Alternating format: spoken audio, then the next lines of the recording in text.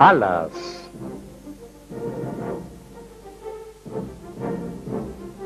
Hoy en Alas, decolamos con The Discovery Channel en el Catalina PBJ. El Catalina, considerada la nave voladora clásica de todos los tiempos, se produjo en cantidades superiores a las de cualquiera otra nave voladora de la historia de la aviación. El PBJ, que cumplió una gran variedad de funciones durante la Segunda Guerra Mundial, demostró ser una inteligente inversión hecha por los aliados, realizando desde cacerías de submarinos alemanes hasta rescates de pilotos en el Pacífico Sur. El Catalina, una de las aeronaves más valiosas de la Segunda Guerra Mundial. Hoy vuele alto en el Catalina PBJ en Alas.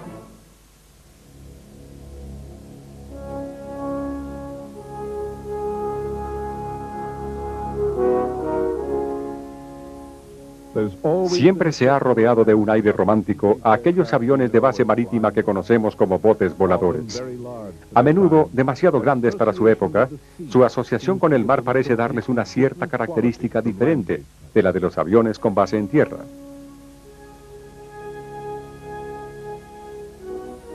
En los años de la preguerra, cuando era extraño encontrar pistas de aterrizaje preparadas, muchos consideraban a los botes voladores como la mejor fórmula para resolver los problemas de aterrizaje de aeronaves de gran tamaño. De todos aquellos botes voladores construidos, el más famoso no fue el de mayor tamaño o velocidad, aunque quizás sí el más efectivo y sin duda alguna el más admirado. Se trata del PBJ de la Consolidated, el Catalina.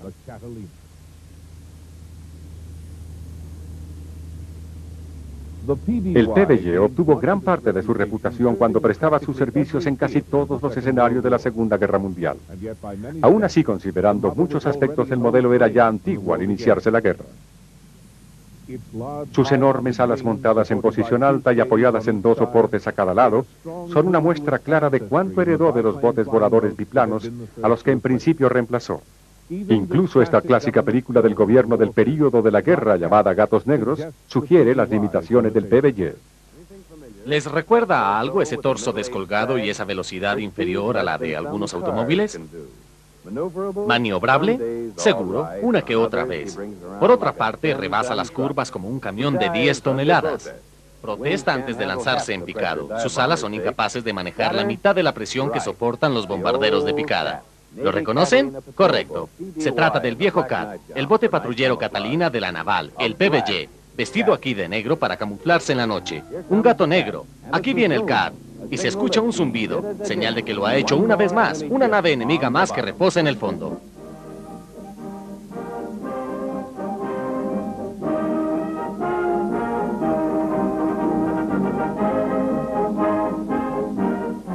A pesar de las deficiencias aparentes del PBJ, este testarudo bote volador ofrecía confiabilidad, alcance, poder de ascenso y ante todo resistencia en una guerra que produciría finalmente la aeronave jet, el misil balístico y la bomba atómica. Poseía un alcance tal que le era posible volar en misiones de un día sin detenerse. En estas misiones era capaz de soportar numerosas descargas y seguir adelante llevando a las tripulaciones, y en ocasiones incluso a algunos pasajeros de más a salvo hasta casa. Esta sería la base de lo que llegaría a convertirse en la leyenda del Catalina. Los diseñadores de botes voladores buscaban desde hacía 20 años, durante la Primera Guerra Mundial, las cualidades que poseía el Catalina. Fue en este conflicto el primero en el que se explotó a fondo la aviación militar, donde el bote volador encontró su presa natural.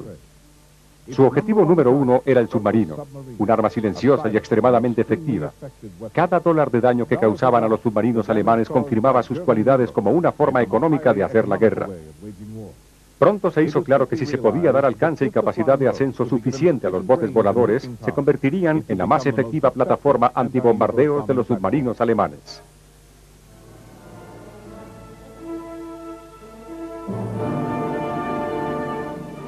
Es difícil afirmar que alguna aeronave aliada haya producido gran impacto sobre los submarinos alemanes, pero la sola existencia de armas aéreas, aunque solo fuese como medio de reconocimiento, constituía una amenaza seria para los submarinos, y hacia el final de la guerra se registraron algunos impactos directos a submarinos del eje por parte de botes voladores aliados.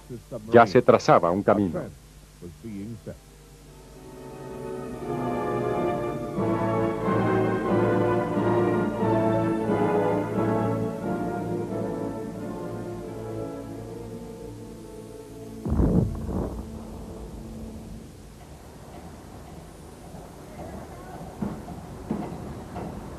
Hacia finales de los años 20 y principios de los 30, el bote volador biplano se estableció como una forma práctica de utilizar un avión de gran tamaño. A diferencia de la mayoría de modelos militares que se adquirían para tenerlos a mano durante tiempos de paz antes de ser realmente utilizados, muchos botes voladores prestaron servicios en la Guardia Costera, no solo para observación climática, sino a menudo en misiones piadosas, transportando a marineros enfermos o malheridos.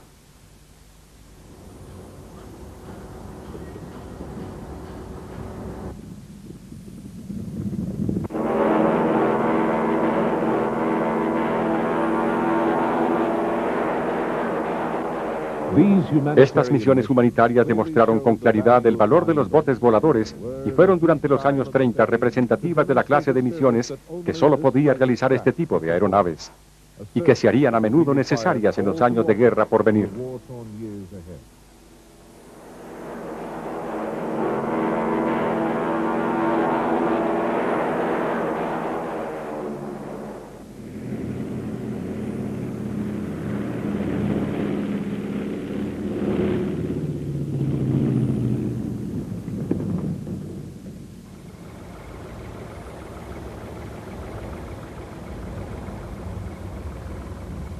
La estación de botes voladores de la Guardia Costera en San Diego presenciaría muchas operaciones piadosas entre las guerras. Pero esta zona del sureste de California, con su aire tibio y estable y su tierra plana desértica, atraería también la atención de los primeros pioneros de la aviación, que la consideraron una base apropiada para el desarrollo de la misma.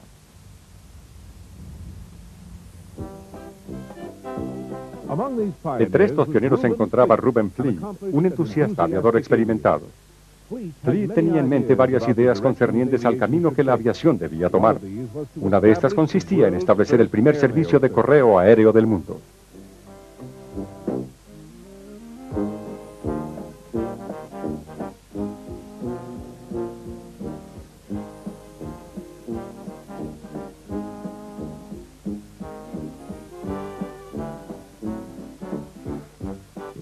El cielo sobre San Diego vería muchos de los primeros avances de la aviación, incluyendo el primer suministro de combustible aire a aire, una tarea complicada si se consideran los primitivos controles aéreos de la época.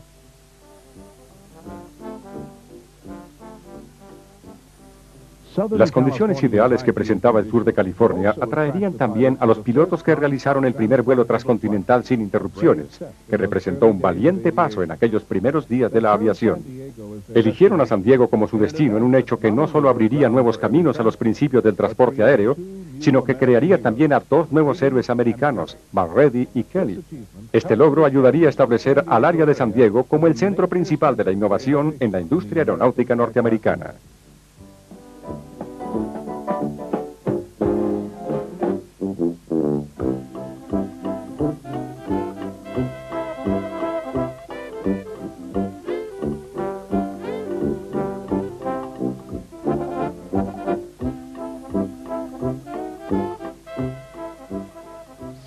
Algunos otros primeros logros de la aviación en San Diego incluyen el Loop de Loop, el primer bombardeo aéreo y el primer salto oficial en paracaídas.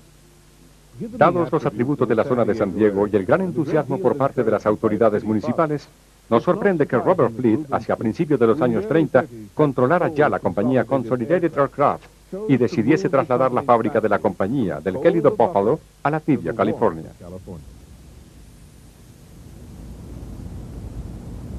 Una de las primeras tareas de la joven compañía fue la de preparar los planes para el nuevo bote volador de la naval. Se trataba de una innovación más para San Diego. En un mundo de botes voladores biplanos, este era un monoplano. Se le bautizó PBJ. Durante los tiempos de la Depresión, los contratos eran escasos y la competencia era dura. La Consolidated corría un gran riesgo. Eran tiempos en que la construcción de un avión se encontraba bajo el dominio de los artesanos.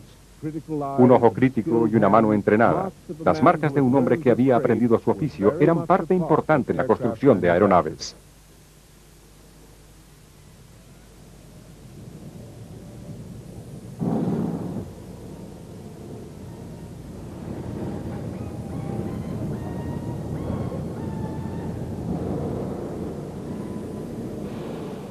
Esta es la zona principal de ensamblaje de alas, donde dos tecnologías, un trabajo sofisticado de estructuras en aluminio y el prensado a mano de vieja data, se unen para ensamblar la lona y el metal que juntos forman la enorme ala del PBY. Esta ala sería la clave del éxito del diseño del PBY. No solo permitía un decolaje excelente, sino que además soportaba el peso del combustible, permitiéndole al PBY su legendaria autonomía de vuelo. En el centro del ala podrán ver dos boquillas que permiten el acceso a los tanques de combustible.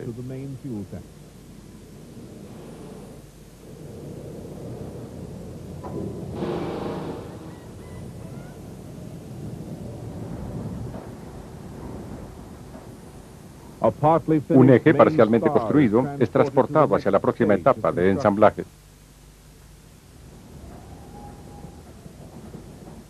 En el departamento de textiles, un algodón sin refinar de una calidad especial se asegura al ala con grapas anudadas imposibles de desatar.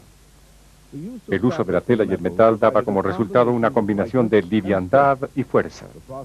El proceso mediante el cual se alcanzaba esta combinación consumía cientos de horas de trabajo de artesanos expertos.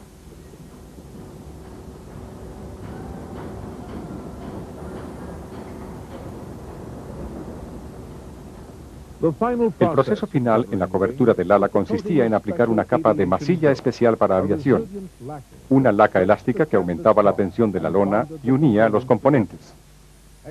Sobre cada listón se adhería con goma un refuerzo adicional.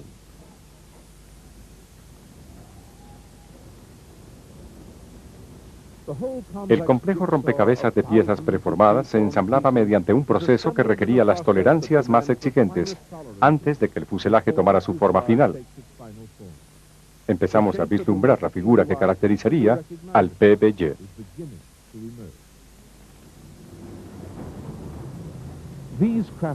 En cierto sentido, estos artesanos son tanto constructores de botes como de aeronaves.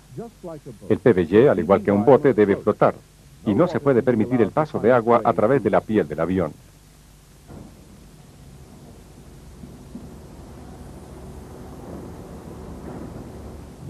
Esta es la viga central y única que sostiene el ala.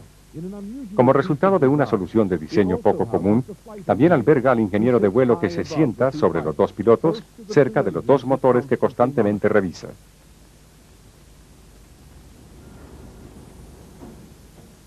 En esta etapa ya se encuentra casi completo el perfil escualoforme del armazón.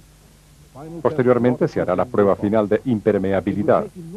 Se necesitaría de un tanque enorme para sumergir el armazón. A cambio, se prueba su integridad simplemente llenando el interior de agua y detectando posibles agrietamientos. Este es el PBY-3, uno de los primeros modelos con sus pabellones de lado plano característicos. Son parte del pedido que en la preguerra presentaría la naval solicitando 65 aeronaves. En esta etapa se incluye la viga principal del ala, acomodándola en la pequeña superficie de la columna central. Se puede ver el grosor del ala, cuya sección central se encuentra ocupada completamente por los tanques de combustible, capaces de recibir 1.750 galones. Impulsando el PBY estaban dos motores Pratt & Whitney de aspas gemelas de 1.200 caballos de fuerza. Estaban sujetas al ala mediante tan solo 4 tornillos cada una.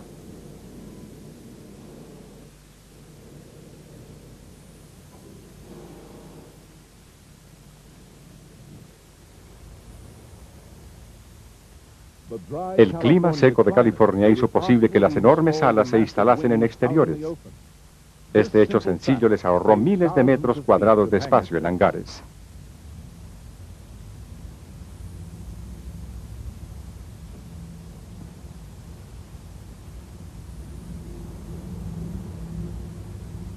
A feature of the PBY was its retractable wingtip float. In flight, durante el vuelo se les podía levantar convirtiéndolos en extensiones del ala, reduciendo una carga innecesaria y mejorando la maniobrabilidad del avión. Para el aterrizaje los flotadores descendían de nuevo.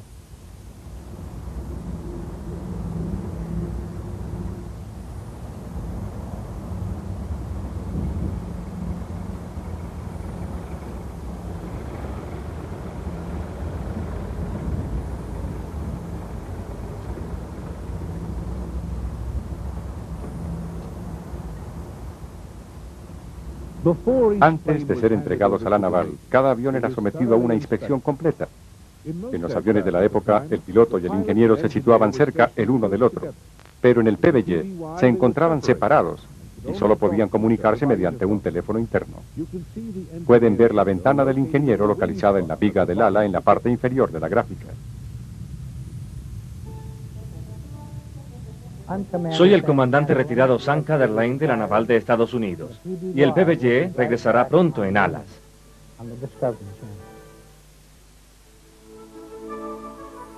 Alas continúa en The Discovery Channel.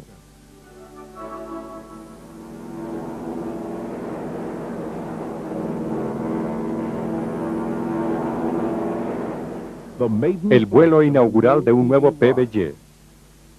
Las letras PB significaban Patrol Boat, bote patrullero, y la Y era la identificación del constructor. La mayor ventaja del PBY era su autonomía, y su habilidad para volar con un solo motor representaba un factor importante para la conservación de combustible que influía en el incremento de esa autonomía. Otra gran cualidad del PBY era su robustez. Su resistencia se incluía en la manufactura.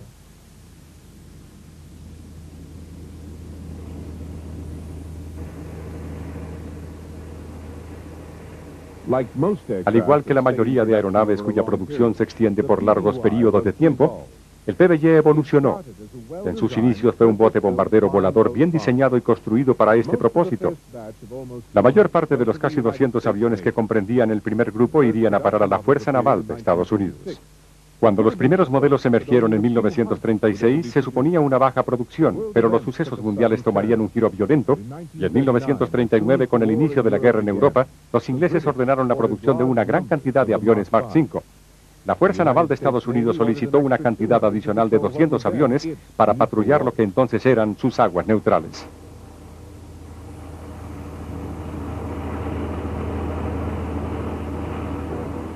La entrega del primer PBY a la Real Fuerza Aérea no solo señaló el inicio de una larga y fructífera relación entre esta y el modelo. De la RFA saldría también el nombre del PBY, el Catalina. Este nombre trascendió y su uso fue adoptado en casi todo el mundo. Otro modelo que llamó la atención de los ingleses fue el 5A. Si bien era similar a la versión del bote volador, el 5A era un anfibio, capaz de operar desde tierra y mar. Aún tratándose de un modelo más pesado, lento y de menor alcance que el bote volador estandarte, era bastante versátil, tanto que casi la mitad de las aeronaves transportadas eran anfibias.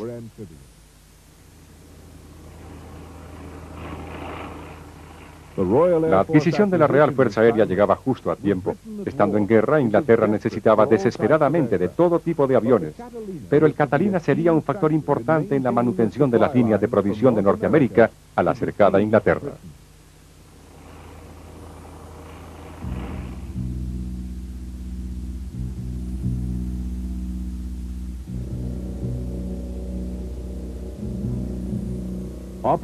Los PBY operando desde bases en el Atlántico Norte sirvieron de escolta a las vulnerables caravanas de provisiones que de otra forma habrían sido presa fácil de los submarinos alemanes. La autonomía de 6.000 kilómetros de vuelo del Catalina proveía un cubrimiento efectivo, aunque no total, de la vital navegación mercante. En muchas ocasiones el corredor del Atlántico se encontraba virtualmente bloqueado por la amenaza de los submarinos alemanes y el Catalina fue la primera arma aliada que logró cambiar la dirección de la corriente. En el Atlántico Norte los Catalina de la Real Fuerza Aérea portaban el radar antisubmarino ASB de aire a tierra diseñado por los británicos. Se le utilizó con grandes logros como adición a la observación visual. Una vez se avistaba un objetivo, los PBY hacían uso de bombas y cargas de profundidad para iniciar el ataque.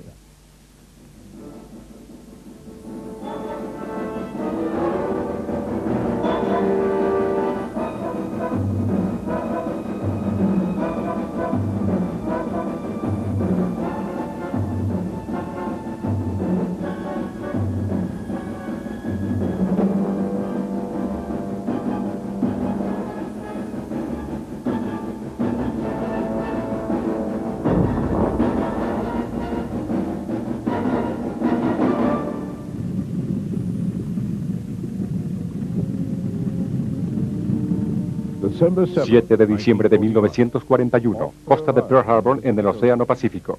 La fuerza de ataque japonesa se prepara para asestar a la séptima flota estadounidense un golpe cruel.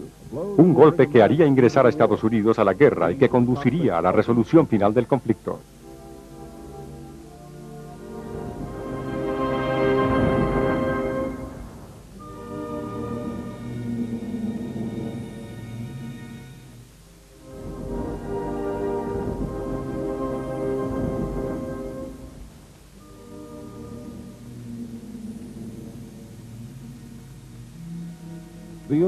Las islas Aleutianas están situadas al norte del Océano Pacífico, formando una cadena que se extiende a lo largo de 1.800 kilómetros hacia el oeste del suroeste de Alaska, en dirección a Siberia, formando la frontera sur del mar de Bering. Hay 4 grupos de islas, parte del territorio de Alaska.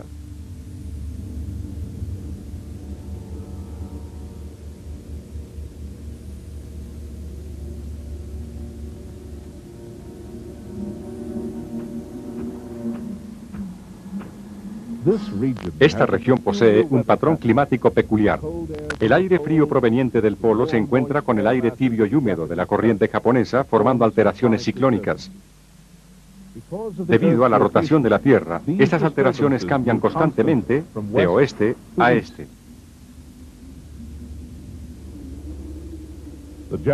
Los japoneses eran conscientes de este patrón y notaron cómo les permitiría operar detrás de la cortina móvil de una tormenta. En los primeros días de junio de 1942 emplearon esta ventaja en un intento decidido de asegurarse el dominio del Océano Pacífico. Detrás de la tormenta despacharon 2 fuerzas de invasión hacia 2 objetivos separados por grandes distancias, la isla Midway y Dutch Harbor. La operación había sido diseñada para romper la línea de defensa marítima americana sobre la que dependía la seguridad de la costa pacífica. No hay duda de que el triunfo decisivo de Estados Unidos sobre la fuerza de portaaviones japonesa en Midway resquebrajó la espalda del poderío aéreo de la naval japonesa. Si bien la inteligencia estadounidense era consciente de la presencia de la flota japonesa en las proximidades, esta solo se confirmaría tras el avistamiento por parte del piloto de un humilde PBY que precipitó la batalla.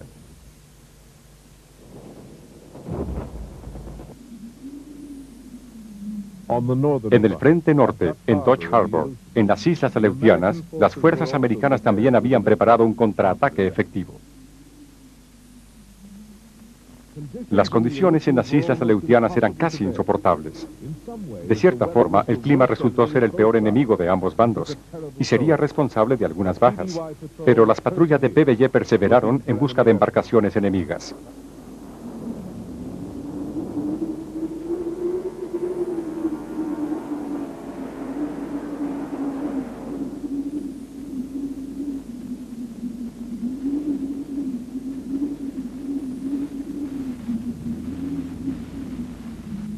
In spite of the extreme conditions, the PBYs stayed in the air.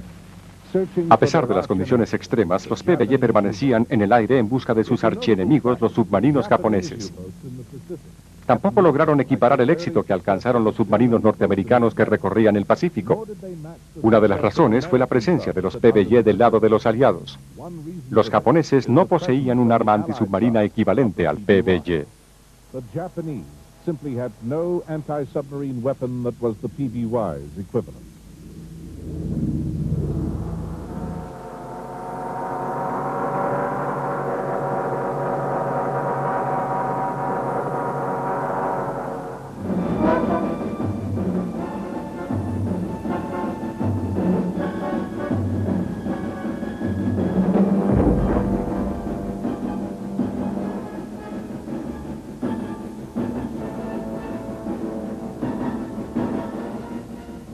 Los estadounidenses lograron mantener la línea y Dutch Harbor sería lo más que se acercarían los japoneses a la Norteamérica continental. Nuevamente, el Catalina cumplía su misión.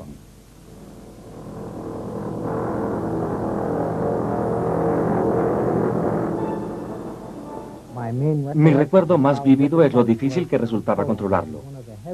Se trataba de los controles más pesados que he visto en avión alguno. No poseía una palanca, sino una rueda, y hacían falta ambas manos para hacerla girar si deseabas inclinar las alas de un avión de este tamaño. Alas continúa en The Discovery Channel.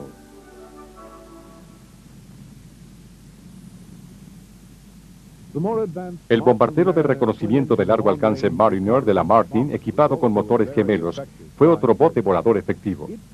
Su producción se extendió bajo muchas formas más allá de la guerra. Este modelo en particular serviría de reemplazo para muchos de los escuadrones de Catalinas más antiguos, a medida que los botes voladores de la compañía Consolidated alcanzaban su límite.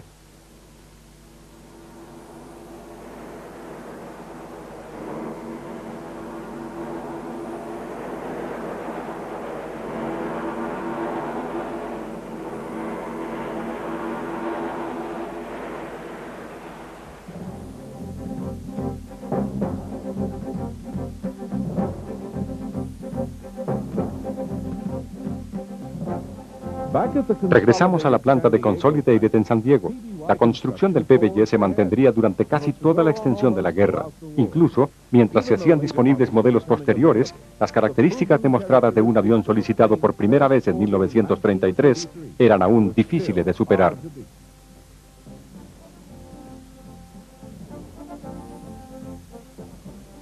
Para entonces, ya no solo la Consolidated se encargaba de la construcción del Catalina, también los manufacturaba Boeing, Vickers y la fábrica aérea de la Fuerza Naval. Solo la Fuerza Naval recibiría más de 3.000 unidades. Los pedidos adicionales grandes provenían de los británicos, de otras naciones de la Mancomunidad y de los holandeses.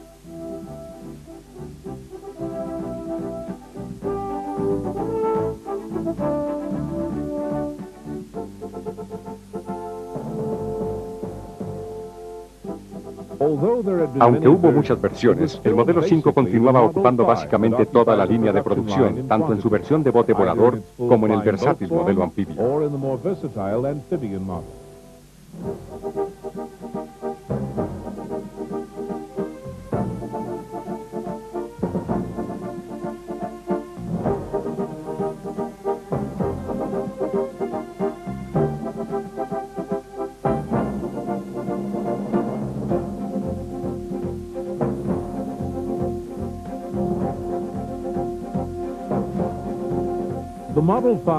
Del modelo 5 en adelante se distinguen fácilmente por los pabellones burbuja de mayor tamaño montados a cada lado del fuselaje posterior.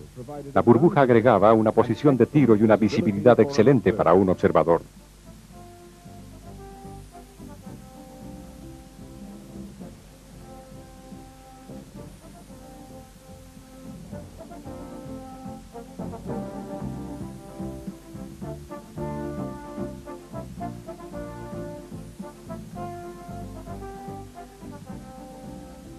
Si bien el Catalina dominó los esfuerzos de Consolidated durante la guerra, no fue su único bote volador en esos tiempos.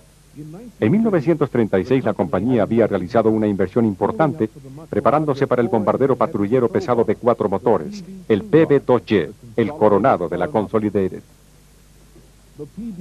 El PBY había establecido nuevos parámetros para su tiempo, pero cada vez tomaba mayor fuerza una rama del pensamiento que sugería que el bote volador ideal sería un diseño realmente grande, equipado con 4 motores. Los británicos emplearían con éxito el Sunderland de 4 motores y otros cuantos diseños audaces dentro del eje. Hacían uso también de un armazón de gran tamaño. Este nuevo bote volador de San Diego era un intento de corresponder a esa filosofía. El PB-2Y Coronado de Consolidated fue un gigante entre los aviones equipados con 4 gigantescos motores y un fuselaje de doble puente. Aún así utilizaba todavía flotadores retráctiles similares a aquellos del PBY. Solo se le produjo en una versión de bote volador y fue el modelo 29 diseñado por la compañía.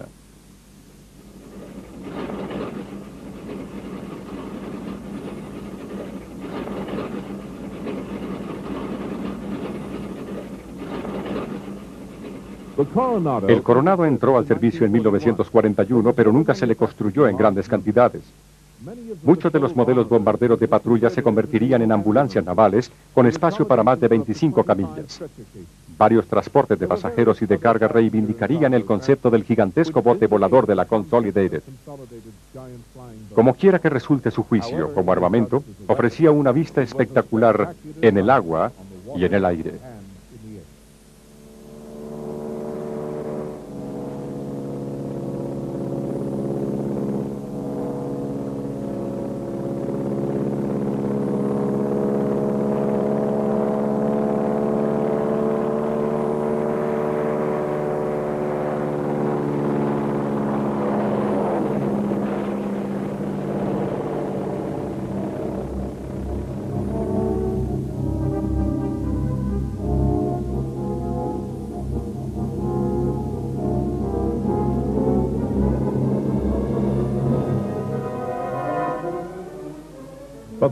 Pero la idea de botes voladores enormes como aquellos producidos por la Consolidated, la Sikorsky y otras compañías se acercaba a su fin. En el curso de la guerra se habían construido miles de pistas alrededor del mundo. Spectacular landings and takeoffs on the water, about to become a rarity.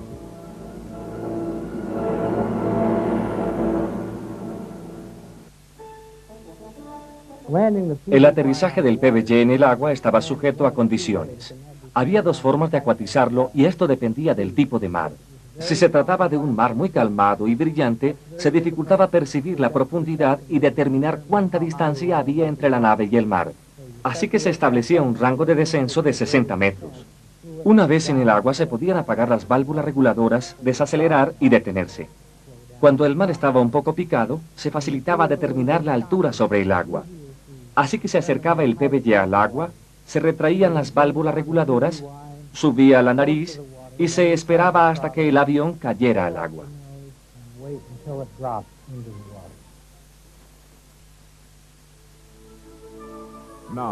Alas continúa en The Discovery Channel.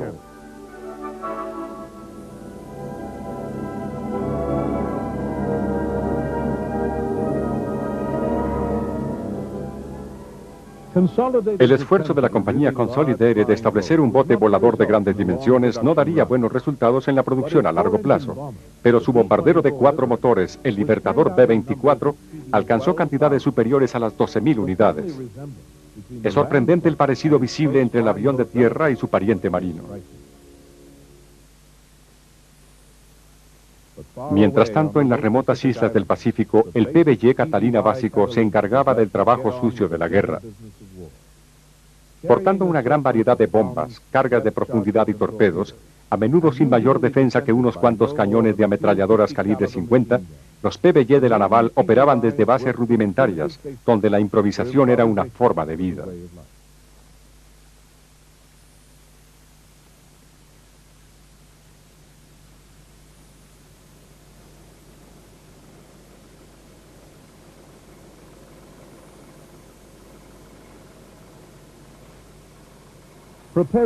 La preparación de un PBJ para un asalto naval era una tarea laboriosa pero necesaria. Mientras la aeronave volaba hacia el peligro, la mayoría era consciente de que su limitado material de defensa sería de poco valor.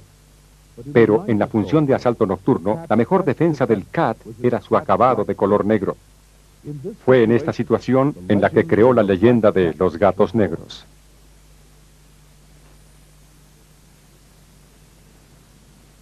En el transcurso de gran parte de la intervención americana en la Segunda Guerra, la Fuerza Naval operaba desde bases secretas dispersas por las islas del Pacífico. Cantidades reducidas de PBJ trabajaron solitariamente, realizando reconocimientos aéreos, plantando minas, haciendo rescates de aire a mar, bombardeos en picado y misiones de ataque con torpedos. El éxito de estas misiones se debía a las cualidades operativas básicas del PBJ y a los grupos de hombres que aprendieron a pilotearlos y mantenerlos en condiciones irregulares.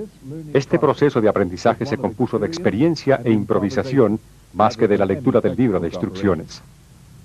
Los motores altos del Catalina se localizaban cerca el uno del otro, dificultando un poco el viraje al viajar sobre el agua. Durante la parte final del decolaje, las válvulas reguladoras se abrían gradualmente para minimizar la pérdida de visibilidad y el daño que el agua salpicada causaba a los propulsores. En ciertas condiciones, cargado en su totalidad, el PBJ necesitaba de hasta 5 kilómetros para realizar la aceleración previa al decolaje.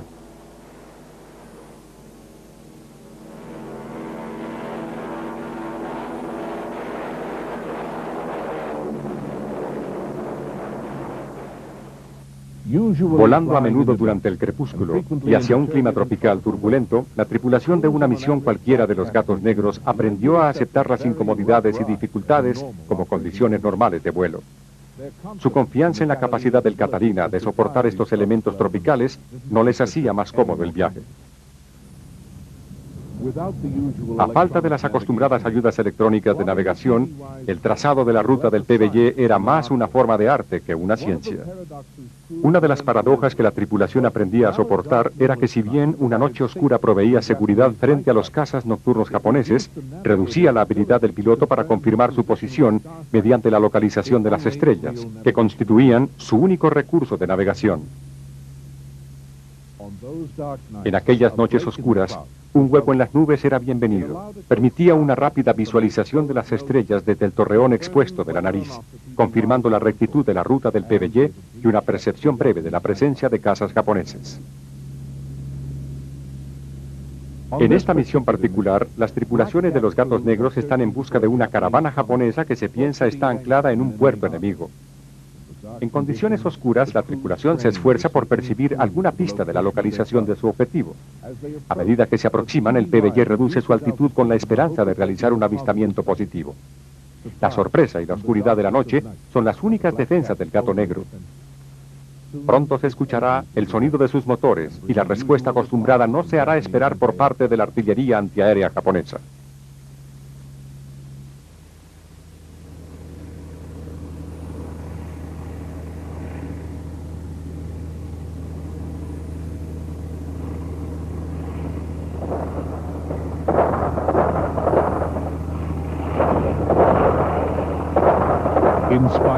A pesar de la intensidad del fuego japonés, no hay señal alguna de la caravana. La búsqueda deberá prolongarse en alta mar y todo el tiempo continúa presente la amenaza de los cazas nocturnos japoneses, conscientes ya de la presencia del PBY. La mayoría de los Gatos Negros veía retirarse su mira de bombardeo sustituida por altímetros a radar. Esto no solo permitía un bombardeo exacto a bajo nivel, le permitía además volar con seguridad a baja altitud en medio de la oscuridad. La capacidad de vuelo a bajo nivel resultaba muy útil cuando se trataba de evitar la mirada de los cazas nocturnos japoneses. Los Cats, con su cubierta negra raspando la superficie marina, eran casi imposibles de ver.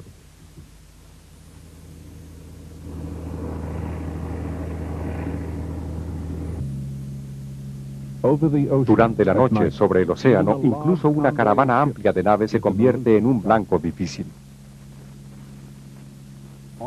Durante las noches iluminadas por la luna, una vez se avistaba el objetivo, el truco consistía en intentar situar al blanco entre el PBY y la luna.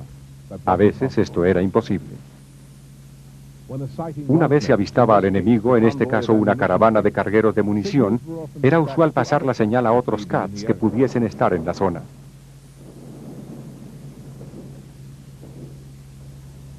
Para estas persecuciones nocturnas a caravanas, los Cats llevaban consigo una variedad de armamento y ordenanza. Las combinaciones incluían 2 bombas de 250 kilos y 2 de 1000, o 2 de 250 kilos y un torpedo. Cuando los Cats iniciaban los bombardeos era un caso clásico de David y Goliat. A pesar de los rumores que señalaban lo contrario, los Cats eran capaces de caer en picado, pero la presión sobre sus enormes alas montadas a lo alto aumentaba considerablemente. Durante un picado desde 900 metros de altura hasta el nivel de vigía, los pilotos reportaban que las alas en realidad aleteaban. Además de sus cargas explosivas, los Cats utilizaban también sus ametralladoras como respuesta al fuego antiaéreo proveniente de embarcaciones. En este enfrentamiento aparentemente desigual, los Cats alcanzaron un extraordinario nivel de éxito. El escuadrón de PBY BP-52 de la naval norteamericana destruyó o averió entre noviembre de 1943 y junio de 1944 16 embarcaciones enemigas, incluyendo submarinos, tanques, cruceros y destructores.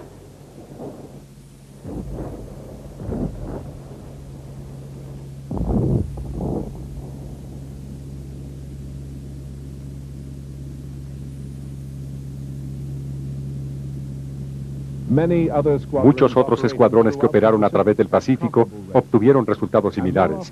Y más a menudo de lo imaginado, estos aviones regresaban después de viajar en la noche y soportar una cantidad increíble de fuego. Pero no solo eran los miembros de la tripulación aérea quienes hacían de las misiones nocturnas en el Pacífico misiones de éxito. Aquellos que cumplían la función de ingenieros en tierra, el equipo de mantenimiento, tenían la intimidante tarea de reparar el daño soportado durante las misiones nocturnas y de mantener estos envejecidos aviones en el aire. El mantenimiento de las aspas gemelas Pratt & Whitney en una isla remota del Pacífico requería de un cierto ingenio. Los ingenieros, reciclando partes viejas y construyendo nuevas, cuando no había repuestos disponibles, encontrarían en el PBY un avión que exigía poco y perdonaba mucho. A menudo las reparaciones no necesitaban más que un par de pedacitos de latón para remendar los agujeros de bala, un recuerdo para la tripulación de cuán precarias eran las misiones nocturnas. No era una aeronave muy maniobrable. Pero no se esperaba que lo fuera a ese nivel. Se le diseñó como una aeronave de búsqueda y rescate, de observación, de transporte. Hay que darle un buen puntaje, y yo no le criticaría sus debilidades.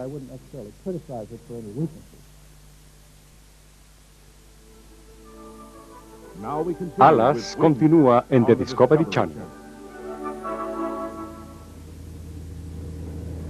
No todos los aparatos PBY eran instrumentos de agresión. Su versatilidad se vio demostrada de diversas maneras. Throughout the war, they were used for air-sea rescue, searching the oceans for survivors of countless air battles in theaters across the globe.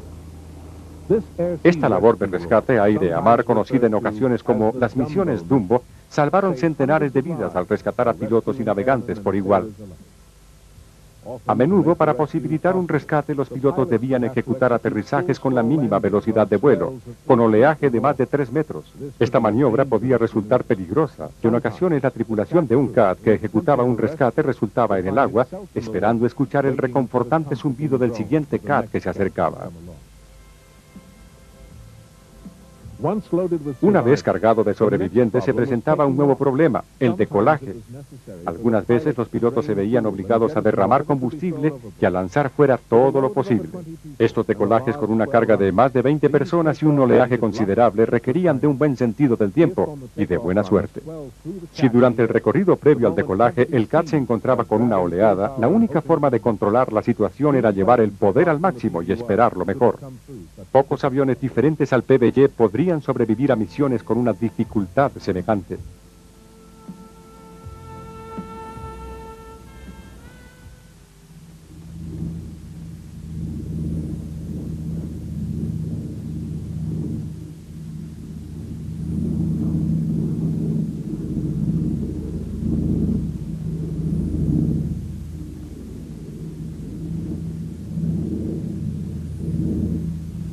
En el transcurso de la Segunda Guerra Mundial, no solo prestaron servicio los Catalinas del ejército, los vuelos de Qantas de Perth a Colombo son ya legendarios en la historia de la aviación civil. Mientras la guerra continuaba en el Pacífico, la aerolínea australiana Qantas utilizó 5 Catalinas para proveer un servicio discreto pero continuo, transportando a un máximo de 3 pasajeros desde Australia hasta Colombo en un vuelo que no tomaba menos de 24 horas. La resistencia de los motores resultó ser fenomenal, tanto que aquellos vuelos sobre el Océano Índico de la Qantas son hoy en día los más largos que una aerolínea haya programado. El expediente de guerra del Catalina, tanto en combate como en servicio civil, fue magnífico. De las regiones polares al trópico y en ambos hemisferios, voló con una distinción alcanzada por muy pocos aviones. No era un avión rápido, tampoco un avión ágil, simplemente funcionaba.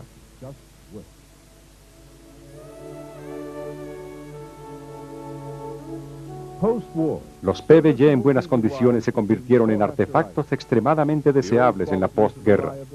Las viejas cualidades, la confiabilidad, la facilidad de servicio y el largo alcance presentaban el mismo atractivo a operadores comerciales y militares. Cientos de máquinas que habían prestado servicio pasaban a las manos de aerolíneas civiles y pequeños operadores privados. ¿Cuántos Catalinas volaron alguna vez en operaciones civiles? Es un misterio aún por resolverse. Una cosa es segura. Para un avión solicitado originalmente en 1933 y considerado por algunos como obsoleto hacia el final de la guerra, el Catalina sobrevivió y continúa volando. Se merece su reputación como uno de los grandes aeroplanos del mundo.